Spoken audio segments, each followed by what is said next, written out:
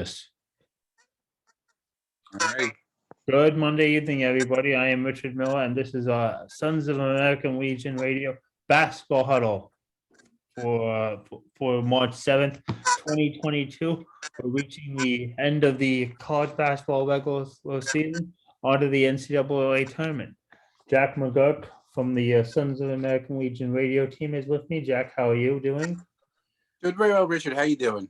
I'm doing very well. It is a very exciting time for college basketball, and with all the games that are going on, Iona basketball is getting ready for the MAC tournament, as they've just completed another very good regular season.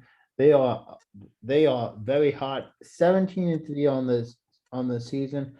Last played actually yesterday, finished a very strong game against Quinnipiac, a 79-61 victory at the Heinz Center. 24 point. Iona getting a win and putting themselves in a pretty good position on senior day on senior day. Jack, what was your thoughts about that game? Oh, it's a great way to finish the season for Iona. Nice win, 79-61 over Quinnipiac. Quinn Zielinski leading the Gales with 16 points. Nelly Jr. Joseph, 13 points in the game. Tyson Jolly, 12. Dylan Van Eck had 10 points in the game. But a strong second half by the Gales led to that win over Quinnipiac. And as I said, Quinn Zielinski led 4 Gales in double figures, 16 points in the game. Prior to and after the contest, the program celebrated its 5 performers appearing in their final home games. Those are graduates Colton Cashaw, Elijah Joyner, Tyson Jolly, and Dylan Van Eyck. They were joined by senior manager Omar Rainey and recognized their final home game there. But Iona never trailed in this game. That's a big thing. They led us by as many as 13 points at one point in the first half. A 13-2 run for the Gales, which is capped by a 3-point play by Nelly Jr. Joseph. Made the score 29-16 with 6:06 in the frame there. But Zielinski was 6 for 9 from the field, 2 3-pointers, while adding 4 assists and a rebound and a steal in 18 minutes. Nelly Jr. Joseph, 13.7 rebounds. Tyson Jolly, 12 points, 8 rebounds, 2 assists, 2 blocks. Van Eyck, 10 points, 5 assists, 4 rebounds. Joyner at 8.7 rebounds, 3 steals. Cashaw appeared in 13 minutes and had an assist and a steal. But a nice solid win to finish off the season for Iona. And up next is the MAC tournament, and it looks like I think they're going to be playing either Manhattan or Ryder in the first round of that tournament. So keep an eye on that. Manhattan or Ryder will be the opponent for them. That will be March 9th at 7 p.m. A very nice tune-up to the NCAA tournament. Iona with a fantastic season, and their seniors going out, graduates Colton Cashaw, Eli Joyner, Tyson Jolly, Dylan Van Eck were joined by their senior manager. A very, very great game and a nice effort. This team has really come on strongly, bouncing back after that tough game against Manhattan on March 3rd, a 74-72 loss. Now this team has really been on a roll. It was their 5th win in their last 6 games. So as far as the MAC standings go, I think Iona looks like potentially a very strong team for the NCAA tournament. Overall, 25-6, coasting way with the division. I mean, the conference as the second place team. As the second place team, St. Peter's is 16-11. Siena is 15-3. Monmouth is 19-12. Marist is 14-15 on the season. Niagara is also 14-15. So a really good season under Rick Pitino in his second year. Now we'll have to see if that can carry over into the MAC tournament. Actually, starting this weekend, because all the conference tournaments are this weekend, Jack, leading right up to Selection Sunday. In fact, some of the some of the conference tournament games will be going on this week. Moving on also to the let's see, in this as we moving on right now to the scores from the games over the weekend. Saturday, let's see, not just Saturday, let's see, yeah, Saturday, North Carolina, a real, because how about spoiling the party in Cameron Indoor Stadium, the end of an era, Yeah. for Mike Krzyzewski's college basketball career, and North Carolina, the biggest rival, spoils the party with a 94-81 victory at Cameron Indoor Stadium. I gotta think playing with a lot of emotion is absolutely more of an advantage for the other team, North Carolina, because when you come into a final game, you expect it not to mean much. But does it mean something? Hey, it always definitely means something when it's Yeah. North Carolina and Duke. Um, Auburn stays pretty hot. They've defeated South Carolina.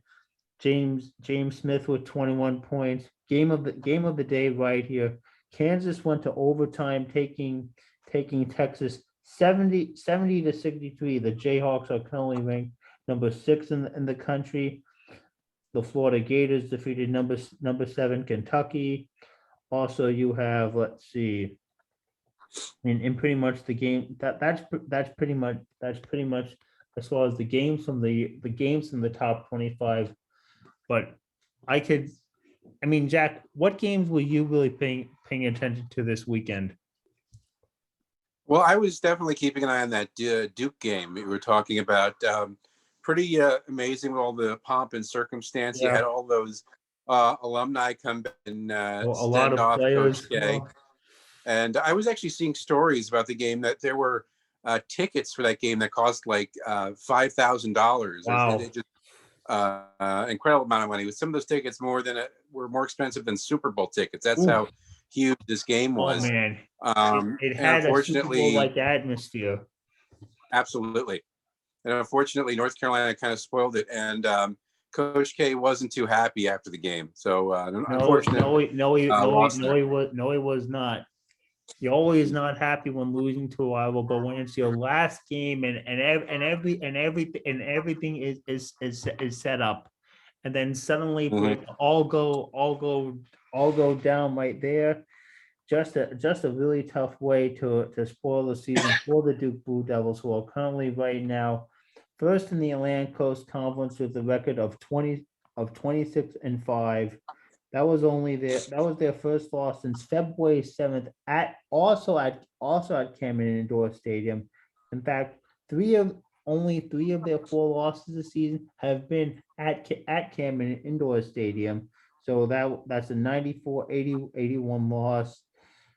They also had a couple of tough games, 69-68 loss back on February 7th against Virginia, and also the game against Florida State on January 8th at Florida State. So a very tough loss for them. And now on, to the next fall, the ACC tournament, which we will be finding out the opponent in a couple of days. Number one Gonzaga is taking on oh, in the West Coast Conference tournament. They're taking on San Francisco, the Gonzaga Bulldogs, who came also close to winning the national championship last year. Unfortunately fell to Baylor.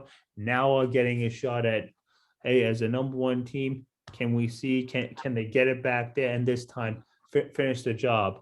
Jack, what did Army do over the weekend? Well, Army finished up their regular season against Holy Cross. Unfortunately, I'm sorry, they came up, I believe, with a win over Holy Cross, I should say. And that was actually on the road. Wait, 66. that's the other game. I mean I meant the Patriot League tournament. I'm sorry, the Patriot League tournament. Ah, um, well, Patriot League tournament they have coming up on the schedule. Let me double check that. They lost to Lehigh, I see. Yeah.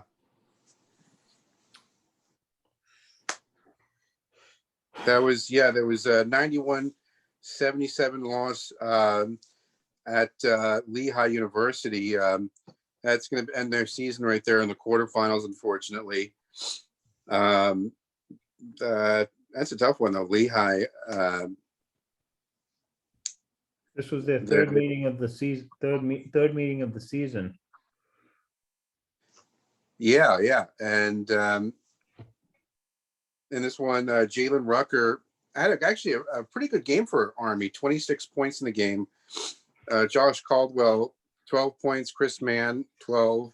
Aaron Duhart at 11 points. And as mentioned, Jalen Rucker had 26 as they were the 5th seeded Black Knights in the tournament, losing this one. This is the 3rd time, as you mentioned, this season, and 3-point shooting was the deciding factor in the game. Lehigh had 14 3-pointers in the game. Wow. Oof. Compared to Army only had 5 3-pointers in the game. So that makes a huge difference right there. But as I mentioned, Jalen Rucker, 26 points in the game for his 15th straight game in double figures, including the final 3 games of the season. His 12 field goals are the most by a Black Knight this season. He dished out a team high 5 assists, grabbed 4 rebounds, had 2 steals. Josh Caldwell, 12 points, while leading the team in rebounds with 5 and 3 steals, leading the team there. Chris Mann, 12 points in the game, 4 rebounds. Aaron Duhart added 11 points in the game. And final game for the seniors, Josh Caldwell, Aaron Duhart, Brendan Teal, Jordan Coleman, John Scully, and Ben Kinker. But Army went 12 for 14 from the free throw line for 85.7%, which is the 2nd highest of the season. Josh Caldwell finished his career with 168 steals, which are the most in program history and the 22nd most in Patriot League history.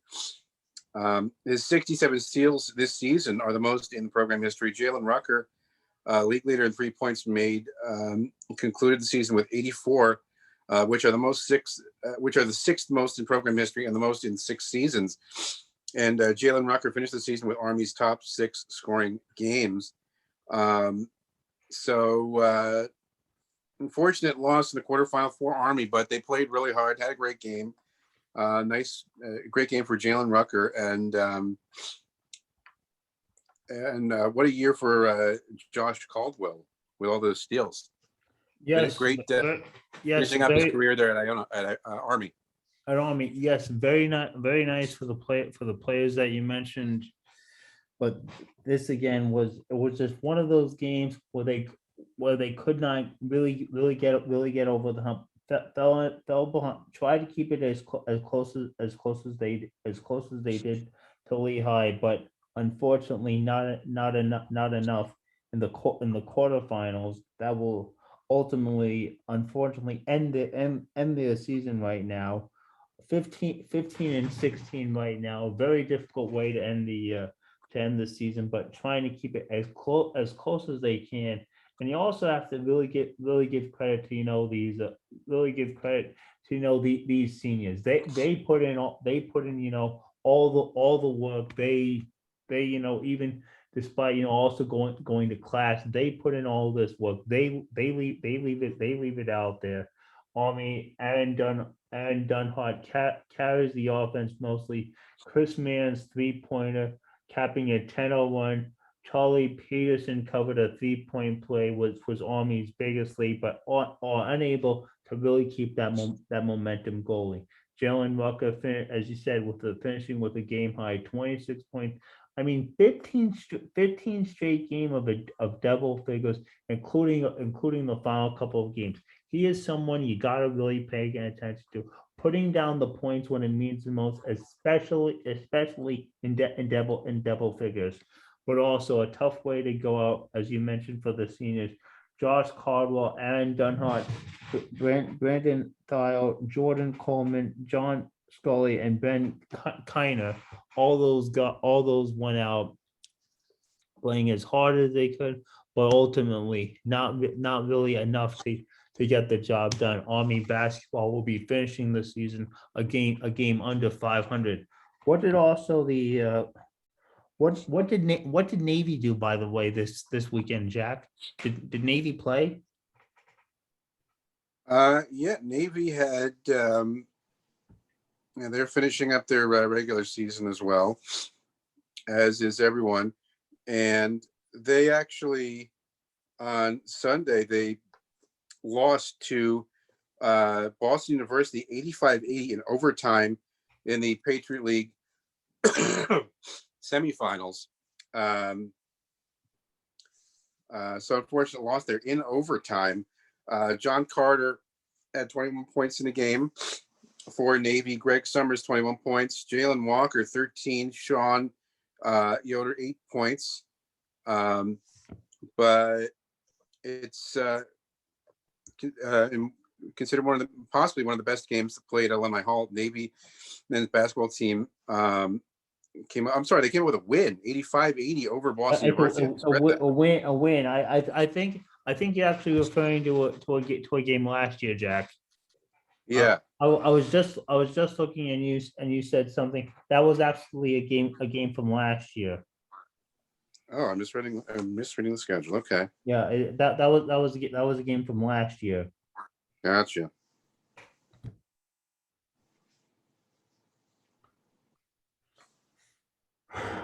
And they're going to be taking on Colgate Wednesday night, a game that's going to be televised on the CBS Sports Network. The winner of that game receives a league automatic invitation to the NCAA tournament. The Mids this will be in their first title tilt for the first time since 2011, and first time in 11 years. So Navy themselves have been doing a fantastic job. Mhm. 12-6 in the Patriot League, 21 and 10 overall on the season. A very strong game. How about a game that is featuring 11 ties, 16 lead changes? There are 8 ties, 10 lead changes in the last 12 minutes. If that is only an indication over the kind of basketball we are going to see over the next couple of weeks, leading right up through the conference tournament. This is the kind of basketball game that you want to be seeing. This is only a preview of what's going to come. If we wanted a preview of what we're going to see in March Madness, this game right here might just be. Absolutely. But that's going to be a huge game coming up. Navy at Colgate. Yep, Navy at Colgate. That will be Wednesday night. At 7:30. Going over to the top 25 scores in basketball, over the top 25 scores in basketball today. Actually, number 1 Gonzaga is taking on San Francisco. Gonzaga is 24-3. The West Coast Conference Tournament. And also St. Mary's is taking on number 17. St. Mary's is taking on Santa Clara. That's a 21-10. St. Mary's is 24-6. They are ranked number 17 in the country. Yesterday, some scores. Memphis defeated number 14 Houston.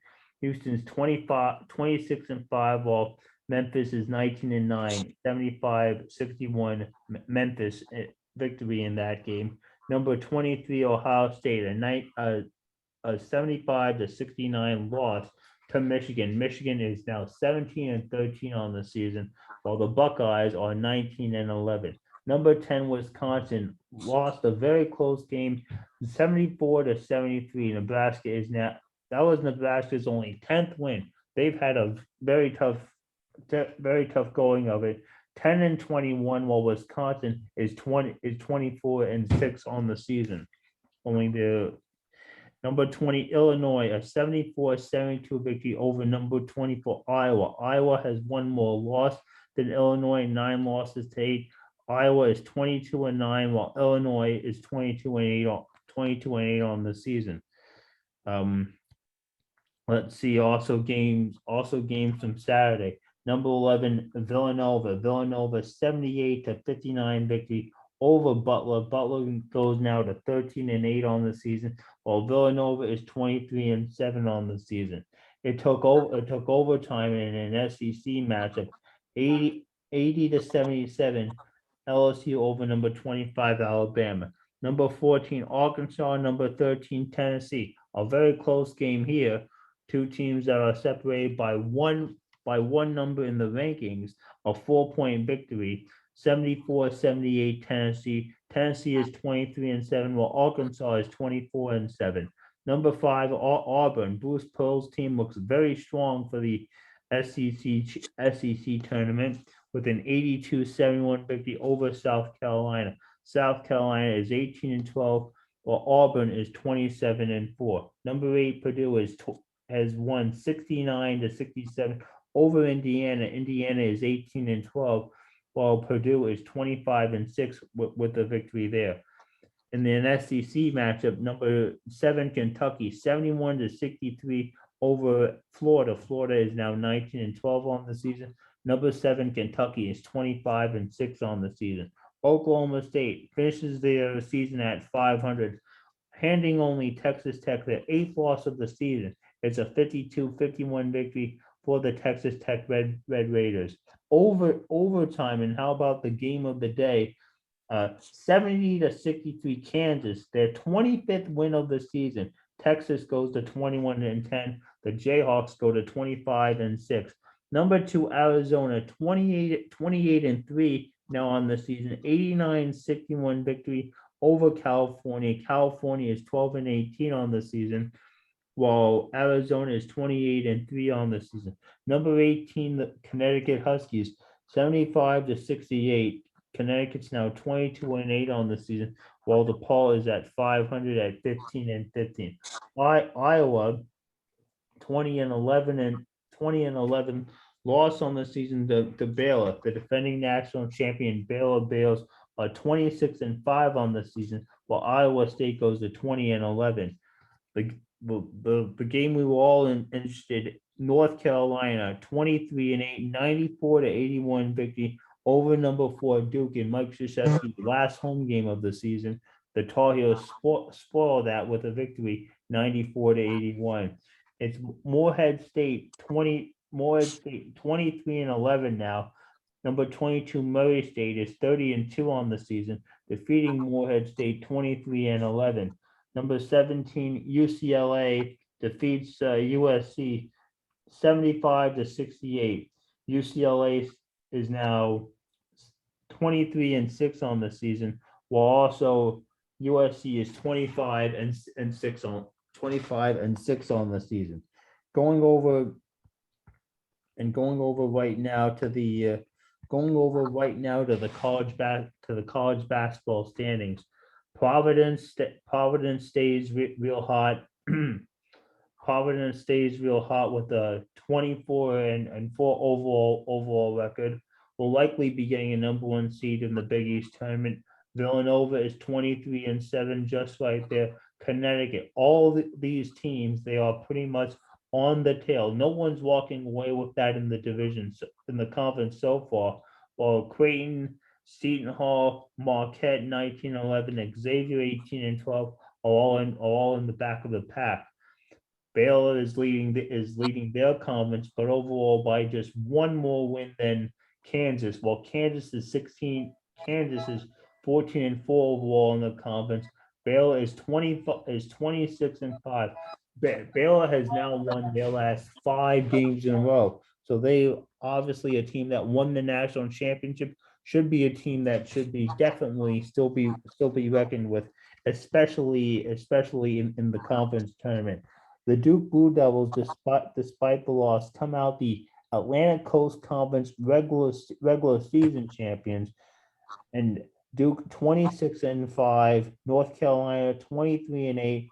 North Carolina has actually now won their last their last now five in a row in Hubert Davis's Hubert Davis, now the coach, who by the way used to be an analyst on ESPN College Game Day. Now now Hubert Davis is taking over the reins at he's taking over the reins at North Carolina, and this is his let's see, North Carolina head coach. This is his first year, 23-8 on the season. Jack, what were your takeaway from some of the games that happened over the weekend? Oh, things are getting interesting. If you look at the standings, Baylor and Arizona are like neck and neck, in right behind Gonzaga, and Auburn's right up there too. Things are getting really, really close, and there's a reason why it's called March Madness. Anything can happen. It's going to be a fun tournament. Boy. Providence College, the conferences are keeping an eye on the Big East, and you've got Providence and Villanova both having great seasons out of that conference, and UConn as well. So you might have three schools from the Big East making an impact in the NCAAs. Oh man, one conference with more than one team making a lot of the impact in the NCAA. Oh, that means you have to really take notice of the conferences. We can talk about I think the teams all you want, but it's about the conferences. You really have to start paying attention to the conferences more. Even despite the teams, it's about the conferences. I mean, whether it's the South, whether it's the Southeastern Conference, whether it's the Big East, whether it's all of those, but specifically teams in the Big East. Pay attention to those teams, because those teams seem to be they're really on the trail. And going over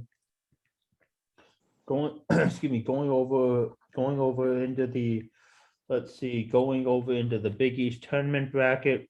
Let's see, 2022 Big East tournament bracket. Let's see. Right now, there are a couple of buys brought in. No, that's actually the Big Ten. That will be starting Wednesday. Nebraska will be taking on Northwestern.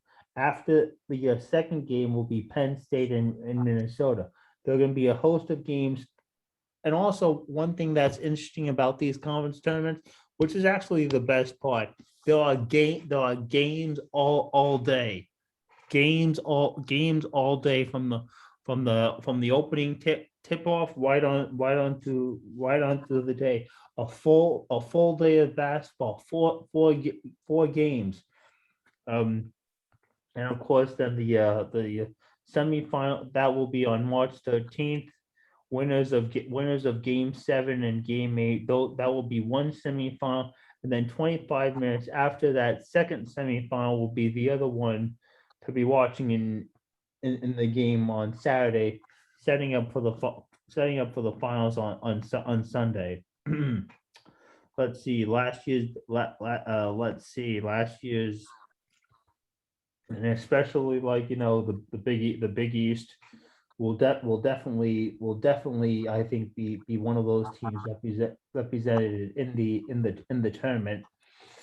And if you look at the Big East tournament, it's going to start off with Butler versus Xavier on Wednesday. The winner of that game is going to take on Providence College on Thursday.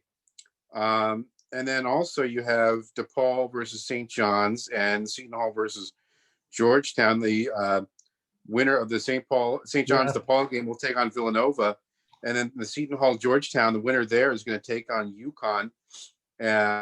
So it should be a fun. And the Big East tournament is being played out of all places, the world's greatest arena, Madison Square Garden here in New York. Yes. Oh, yes. Well, so many great college basketball memories have happened, and and it's only going to get heightened even more. How about this also? I think also the ACC tournament as well. That's going to be played at the Barclays Center. The uh, Mhm. the ACC tournament. So how about that? So I think eventually tournaments here, locally, because I'm originally from New York. I'm going to be paying attention to both those tournaments, the ACC and the Big East. Whew. Yeah, when Eaton Hall and Georgetown face each other in the Garden, the Georgetown head coach Patrick Ewing can just look up in the rafters and see his number Yes, there. his number.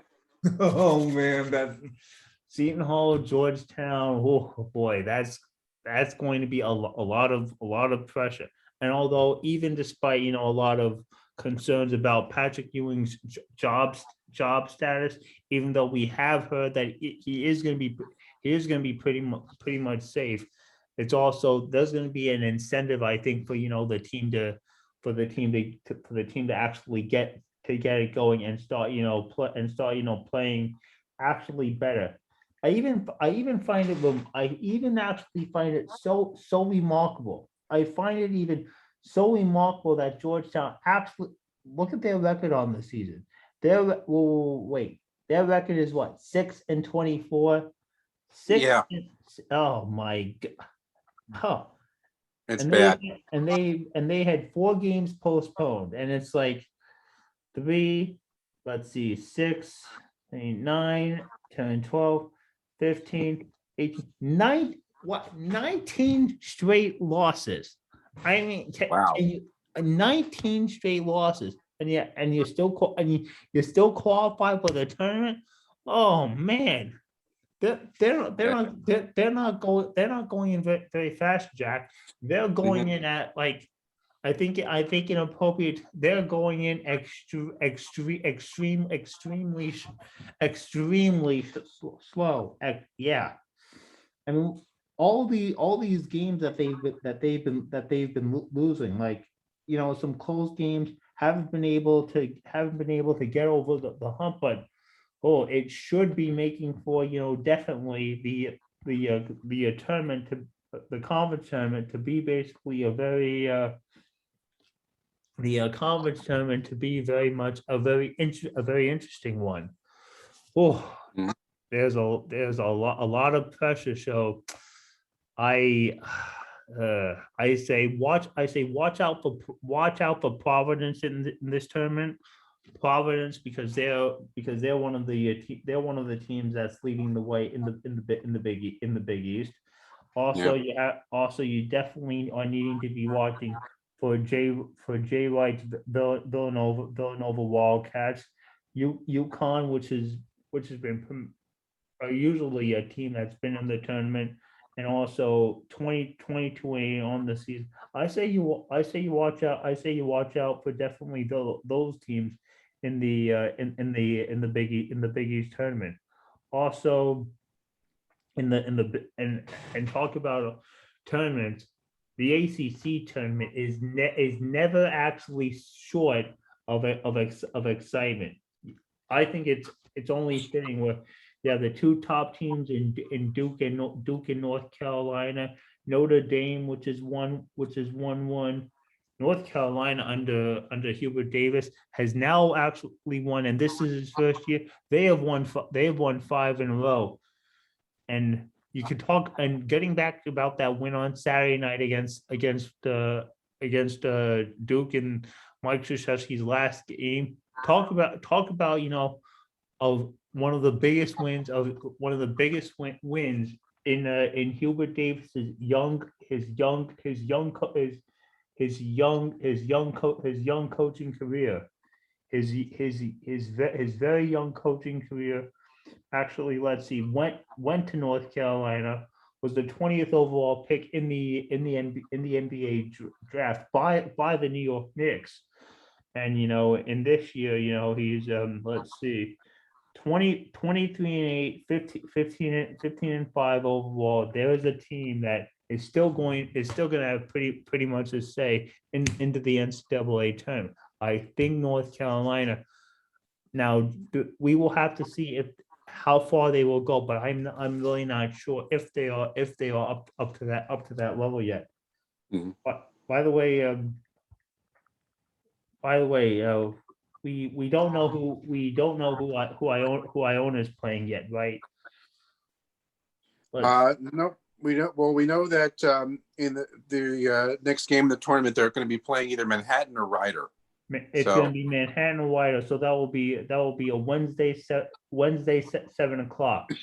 So in this tournament, I think it's like now in these college tournaments, you have to win 3 games to advance. So Iona, who's coming off a very good season under Rick Pitino, man, a team with a record of 25 and 6 overall. Let's see.